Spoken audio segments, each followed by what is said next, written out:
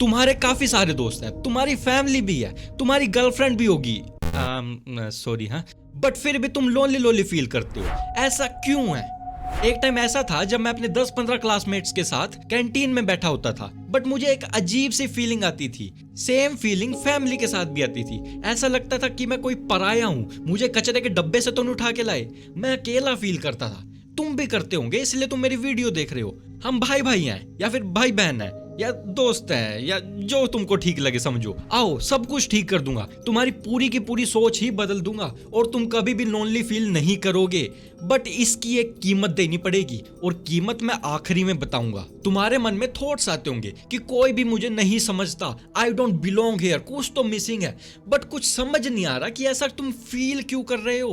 देखो भाई, तुम्हें कभी कभी लगता होगा कि इस ग्रुप में प्रॉब्लम है, या तुम्हारे दोस्तों में, तुम्हारी फैमिली के अंदर प्रॉब्लम है। But most of the time ये एक साइकोलॉजिकल पोजीशन है जो तुमने खुद चूज की है। मतलब कि तुम अपने आप को खुद लोनली फील करवा रहे हो। यार तू फिर मुझ पे आ गया, सारी बातें घूम फिर कर मेरे पास ही क्यों आ जाती हैं? मैं ही दोषी क्यों बन जाता हूँ? हाँ भाई, तुम्हारा अकेलापन सोसाइटी से जनरेट नहीं होता, तुम्हारे दोस्त या फिर तुम्हारी फैमिली तुम्हें लोनली फील नहीं करवाते। तुम खुद ही ऐसा बर्ताव करते हो जिससे तुम्हें लोनली लोनली फील होता है। ध्यान से समझो और कोशिश करना सब कुछ समझने की। शुरू में मेरी बातें सुनकर तुम मुंह बनाओगे, बट पूरी बात समझ लेना, तुम्हारा ही भला होगा इसके अंदर। जब तुम सोसाइटी में होते हो, सोसाइटी मतलब कि तुम्हारे दोस्त या फिर तुम्हारी फैमिली या फिर कोई भी, जब तुम इनके साथ होते हो तो तुम अपनी असली पर्सनैलिटी को छुपा लेते हो।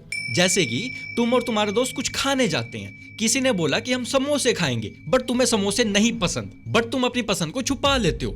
या वो घूमने की बात कर रहे होते हैं और तुम्हें डेस्टिनेशन नहीं पसंद आती, या फिर तुम वहां पे जाना ही नहीं चाहते, बट तुम उसको भी छुपा लेते हो। क्यों? ये जो तुम्हारा बिहेवियर है ना, अपनी पसंद को मारना या फिर अपनी रियल पर्सनैलिटी को छुपाना, ये बिहेवियर तुम्हें लोनलीनेस की तरफ लेकर जाता है। तुम सच्चाई की जगह लोगों का अप्रूवल लेने की कोशिश करते हो, तुम दूसरों को खुश करने की कोशिश करते हो। कुछ भी ये चीजें करनी पड़ती है यार ग्रुप में, तभी तो वो ग्रुप जिंदा रहता है। दोस्ती ऐसे ही चलती है। ये भी तुम खुद से झूठ बोल रहे हो। तुम अपना मन, तुम अपनी असलियत इसलिए छुपाते हो ताकि तुम रिजेक्ट ना हो जाओ, लोग तुमसे अलग ना हो जाएं, वो तुम्हें एक्नॉलेज करने से मना ना कर दें। तुम्हारा यही डर तुम्हें पीपल प्लीजिंग के रास्ते पर लेकर जाता है, और जब तुम इसी डर के साथ लोगों से बात करते हो तो तुम अपनी रियल पर्सनैलिटी को छुपा लेते हो।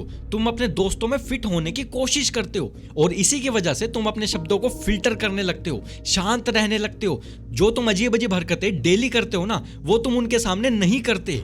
अब एक सवाल का जवाब दो, जब तक तुम अपनी असली पर्सनैलिटी लोगों के सामने नहीं लाओगे, तब तक वो तुम्हारे साथ कनेक्ट कैसे करेंगे मेरे भाई? तुमने जानबूझकर खुद अपनी एक ऐसी पर्सनैलिटी सामने रखी है जो तुम्हारी नहीं है, और तुम्हारे दोस्त उसी पर्सनैलिटी के साथ कनेक्ट कर रहे हैं, बट जो तुम्हारी असलियत है वो किसी को भी नहीं पता। और अब तुम ब्लेम कर रहे हो कि भाई कोई मुझे समझता नहीं है। ये क्या कॉन्ट्रडिक्शन है मेरे भाई? मैं तुम्हें अपने दोस्त के बारे में बताता हूँ। सपोज करो उसका नाम चारमिजार्ड है।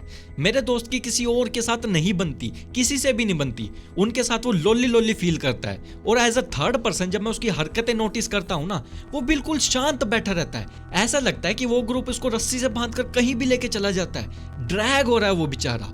अब यहाँ पे जो प्रॉब्लम है ना, वो प्रॉब्लम उस ग्रुप की नहीं है, प्रॉब्लम मेरे दोस्त की है। वो चारमिजार्ड कुछ भी हो जाए वहां पे अपनी पर्सनैलिटी शो नहीं करेगा।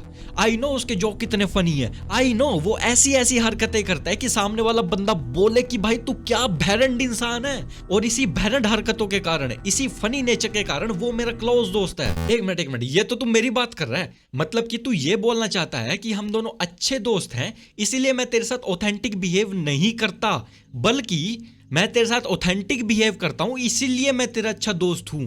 ओके, अब मेरे को समझ में आया। अब समझे, तुमने अपनी लोनलीनेस खुद ही बना रखी है। यार अगर मेरे ओपिनियन से या फिर मेरी हरकतों से सामने वाले को बुरा लग गया, या फिर क्या वो रिजेक्ट कर देंगे? यही तो सारा खेल है मेरे भाई। इसी डर की वजह से तो तुम पीपल प्लीजिंग करते हो।